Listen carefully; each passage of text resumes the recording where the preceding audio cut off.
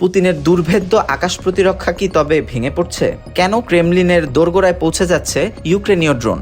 গত কয়েক সপ্তাহে রাশিয়ার বিশেষ প্রশিক্ষণ কেন্দ্র থেকে শুরু করে Russian security service FSB command পোস্টে ইউক্রেনের বিধ্বংসী হামলা বিশ্বজুড়ে আলোচনার জন্ম দিয়েছে।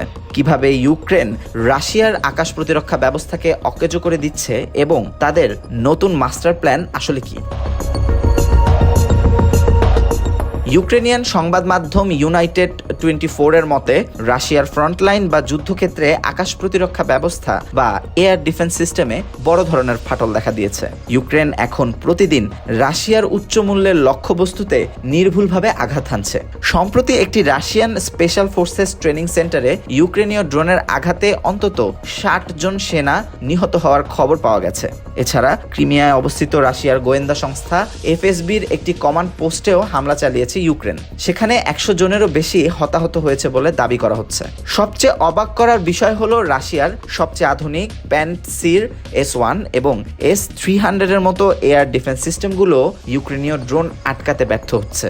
বিশ্লেষকরা বলছেন রাশিয়া তাদের সেরা সিস্টেমগুলো মস্কো এবং পুতিনের বাসভবনের সুরক্ষায় নিয়োজিত রেখেছে, যার ফলে যুদ্ধক্ষেত্রে বড় ধরনের শূন্যতা তৈরি হয়েছে।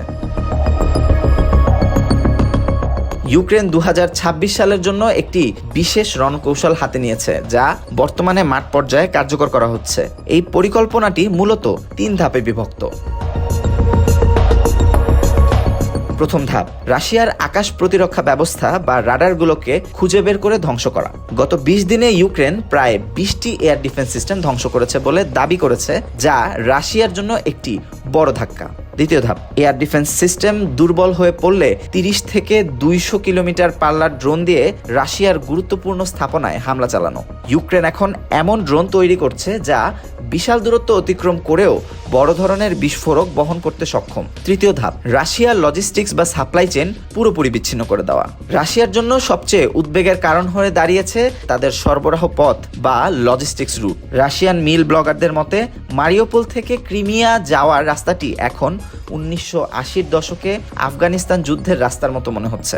রাস্তার দুপাশে সারিবদ্ধভাবে পড়ে আছে ধ্বংস হয়ে যাওয়া রাশিয়ান যানের কঙ্কাল। ইউক্রেনীয় ড্রোনগুলো এখন ফ্রন্টলাইন থেকে 100 কিলোমিটার গভীরে গিয়ে রাশিয়ার জ্বালানি ট্রাক এবং রক্ষণাবেক্ষণ ইউনিটগুলোতে আঘাত হানছে। এর ফলে রাশিয়ার সেনাবাহিনী সামনের সারিতে প্রয়োজনীয় রসদ এবং অস্ত্র পৌঁছাতে হিমশিম খাচ্ছে।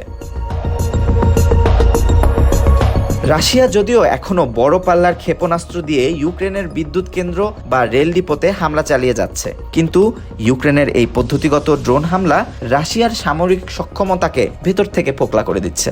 এখন প্রশ্ন হলো, রাশিয়া কি পারবে তাদের সীমিত এয়ার ডিফেন্স সিস্টেম দিয়ে এই বিশাল এলাকা রক্ষা করতে, নাকি ইউক্রেনের এই মিডল স্ট্রাইক ক্যাম্পেইন যুদ্ধের মোড় পুরোপুরি ঘুরিয়ে দেবে? আপনার কি মনে হয়? কমেন্ট বক্সে আমাদের জানান। আর নিয়মিত খবরের আপডেট পেতে সাবস্ক্রাইব করুন আমাদের চ্যানেল। সবাইকে ধন্যবাদ।